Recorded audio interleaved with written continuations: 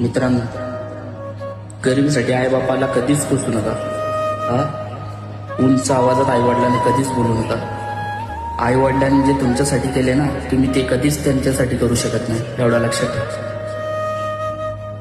मूर्ख असतात ती पोरं जे आईवडिलांना म्हणतात मोठं झाल्यावर की तुम्ही आमच्यासाठी केलंय काय.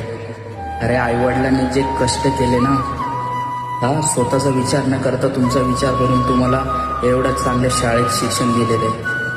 स्वतःच्या पायावर तुम्ही उभे राहिलात. कोणामुळं? त्या आईवडिलांमुळं. आणि त्यांना मोठं झाल्यावर तुम्ही म्हणता तर आमच्यासाठी केले काय. अरे लाजा वाटल्या पाहिजेत तुम्हाला.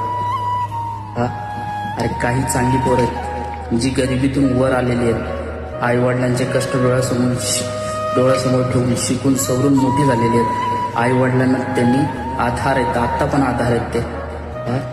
अरे लाजा वाटल्या पाहिजे की तुम्ही आईवडिलांना उलट बोलता. सुधरा.